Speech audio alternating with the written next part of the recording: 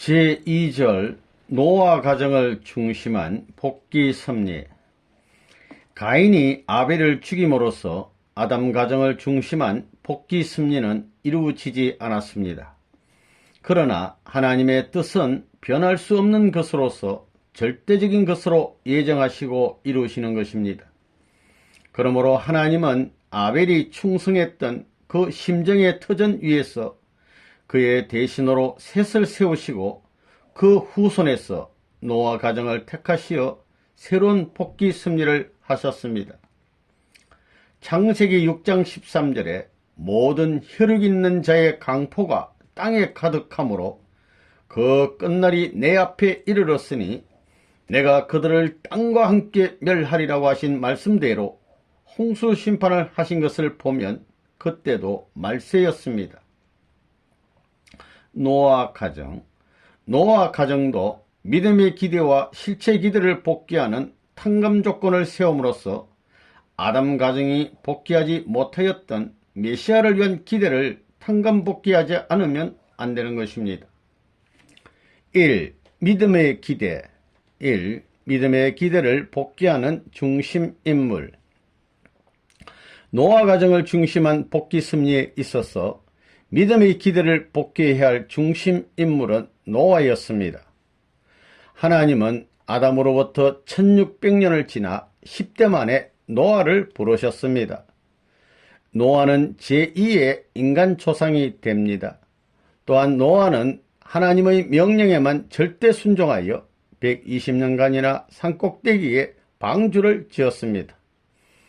이러한 노아는 아벨의 심정의 터 위에서 부름을 받았고 혈통적으로도 아벨 대신 택함을 받은 셋의 후손이었으며 하나님이 보시기에 의인이었기 때문에 직접 하나님에게 상징 헌제를 드릴 수 있게 되었습니다. 2. 믿음의 기대를 복귀하기 위한 조건물. 노아가 믿음의 기대를 복귀하기 위한 조건물은 방주였습니다. 노아가 아담 대신 제2인간 조상의 입장에 서기 위하여는 아담의 타락으로 말미암아 사탄에게 내주었던 천조를 탕감복귀하기 위한 조건을 세워야 합니다. 따라서 신천조를 상징하는 조건물을 제물로서 하나님 앞에 바쳐야 했습니다. 이러한 조건물로 세웠던 것이 방주였습니다. 방주는 3층으로 지었는데 그 이유는 3단계의 성장 과정을 통해서 창조된 천조를 상징하기 위함이었습니다. 한편 방주에 들어간 노아의 식구가 8이었던 것은 사탄에게 내주었던 아담 가정의 8식구를 탕감복귀하기 위함이었습니다. 방주 안에 주인으로 들어간 노아는 하나님을 상징하였고 그의 식구들은 전 인류를 상징하였으며 동물들은 만물 세계 전체를 상징했던 것입니다. 40일 홍수 심판. 방주가 완성된 후에 하나님께서 40일간의 홍수 심판을 하셨는데 그 목적은 무엇이었습니까? 하나님만이 대하시어 승리하실 수 있는 대상을 세우시기 위하여 사탄의 상대가 되어 있는 전 인류를 멸하시는 홍수 심판의 섭리를 하셨던 것입니다. 심판 기간을 40일로 정하신 이유는 사탄의 침범을 당한 40수를 복귀하는 탕감기간으로 40일을 세워가지고 믿음의 기대를 복귀하려 하셨던 것입니다. 노아 가정은 심판 40일로서 방주를 뜻맞게 찾아 세워 믿음의 기대를 탕감복귀했습니다. 까마귀와 비둘기를 통한 섭리. 성경을 보면 심판이 끝날 때에 노아가 방주에서 까마귀와 비둘기를 내보냈다는 기록이 있는데 이것을 통하여서 하나님은 장차 이루실 어떤 섭리를 예시하셨는가를 알아보겠습니다.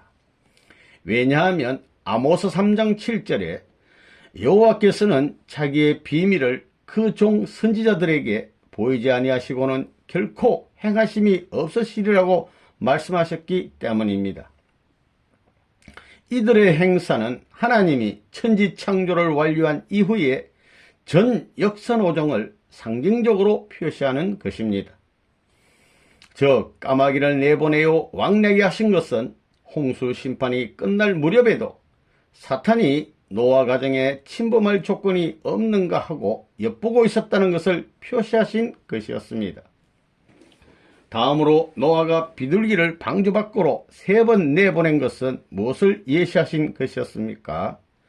첫 번 비둘기는 첫 아담을 상징한 것인데 하나님의 창조 이상이 아담의 타락으로 인하여 지상에 실현할 수 없게 되어 그의 뜻 성사를 후일로 미루시고 그 이상을 일시 지상으로부터 거두어 들으셨다는 것을 의미하는 것입니다. 둘째 번으로 내보낸 비둘기는 제2 아담 된 예수님을 상징한 것입니다. 예수님은 복귀 승려를 완성하시기 위하여 이 땅에 오실 것이지만 만일 유대인들이 불신으로 돌아가게 되면 부득이 십자가에 돌아가셨다가 재림하시지 않을 수 없게 될 것을 보여주신 것입니다. 셋째 번의 비둘기는 제3 아담으로 오실 재림 예수님을 상징하는 것이었습니다. 예수님이 재림하실 때에는 반드시 지상에 하나님의 창조 이상을 실현할 수 있게 되어 다시는 그 이상이 지상에서 거두어지는 일이 없게 된다는 것을 보여주신 것입니다.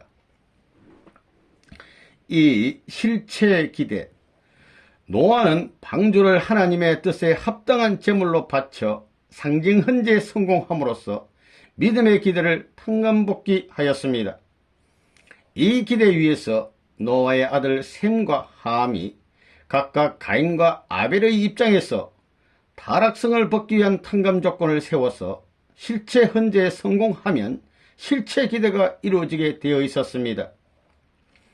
실체 헌재를 하기 위해서는 먼저 실제 헌재의 중심이 되어야 할 차자 함이 아벨의 입장을 복귀해야 했었습니다. 노아 때는 함이 아니고 노아 자신이 상징 헌재를 하였기 때문에 함이 상징 헌재에 성공한 아벨의 입장에 서기 위하여는 상징 헌재에 성공한 노아와 심정적으로 일체 불가분의 입장에 서야 했었습니다.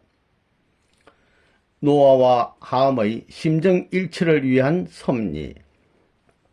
하나님은 이를 위하여 어떤 섭리를 하셨습니까? 창세기 9장 20절에서 26절까지의 기록을 보면 함이 그의 부친 노아가 장막 안에서 나치로 누워 있는 것을 보고 그것을 부끄럽게 여기고 못마땅하게 생각하여 그 형제 셈과 야벳을 선동하였습니다. 이때 그들도 함의 선동에 내동되어 부친의 나체를 부끄럽게 생각하고 그것을 보지 않으려고 얼굴을 돌이키고 뒷걸음으로 들어가 그 부친의 몸에 옷을 덮었습니다. 그런데 이것이 죄가 되어 노아는 함을 저주하여 이르기를 그 형제의 종이 될 것이라고 하였습니다. 노아의 나체로서 함을 시험하신 이유. 하나님은 어찌하여 노아의 나체로서 함을 시험하셨던가요? 방주는 천주를 상징하는 것이기 때문에 심판 40일로서 방주를 뜻 가운데 세운 직후에 되어진 모든 사실들은 천주 창조 이후에 되어지는 모든 사실들을 상징한 것이었습니다. 그러므로 40일 심판 직후에 노아의 입장은 천지 창조 후에 아담의 입장과 마찬가지인 것입니다. 창조된 아담과 헤아가 서로 얼마나 가깝고 허물할 것이 없는 사이였으며 또한 얼마나 하나님 앞에 숨길 것이 없었던가 하는 것은 그들이 서로 나체로 있었어도 부끄러워하지도 않았다고 기록되어 있는 사실로 미루어 보았어도 충분히 이해할 수 있는 것입니다. 그러나 그들은 타락한 후에 하체를 부끄럽게 생각하여 나뭇잎으로 가렸었고 또 하나님이 보실 것을 두려워하여 나무 사이에 숨었습니다.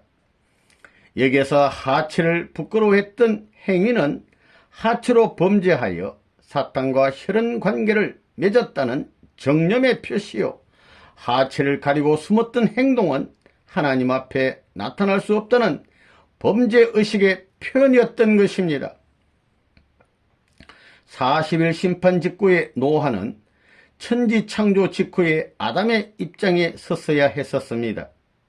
이에 하나님께서는 노아가 나체로 있어도 그 가족들이 그것을 보고 부끄러워하지도 않고 또 수무려하지도 않는 모습을 바라보시는 것으로서 아담과 헤아가 죄를 짓기 전 어디도 가린 데 없이 드러난 나체 그대로의 인간을 보시면서 기뻐하셨던 그 심정을 탕감벗게 하셨던 것입니다. 이를 위해서 하나님은 노아로 하여금 나체로 누워있게 하셨던 것입니다. 따라서 함도 하나님과 같은 심정으로 아무 부끄러움 없이 노아를 대했어야 노아와 심정 일체 불가운의 뜻 가운데 설 수 있었던 것입니다. 노아를 중심한 복귀 섭리. 그러나 함이 그 부친의 나체를 부끄러워한 행동으로 말미암아 사탄이 침범할 수 있는 조건이 성립되었기 때문에 그 행동은 범죄가 된 것입니다. 이렇게 되어 함은 실체 현절을 하기 위한 아벨의 입장을 탕감복귀하지 못하였고 따라서 실체 기대를 이룰 수 없었으므로 노아를 중심한 복귀 섭리는 이루어지지 않았습니다. 3. 노아 가정이 보여준 교훈. 첫째로 우리에게 하늘 가는 길은 겸허와 순종과 인내를 요한다는 것을 보여주었습니다. 함은 자기를 중심하고 하늘 앞에 선 노아를 비판하고 또 그것을 행동으로 표시하였기 때문에 노아 가정을 중심한 복귀 섭리는 이루어지지 않았습니다. 둘째로 뜻성사에 대한 하나님의 예정과 인간의 책임 분담 수행 여부에 대한 하나님의 태도를 우리에게 보여주셨습니다. 다음으로 인간에 대한 하나님의 예정이 어떠한가를 보여주셨습니다.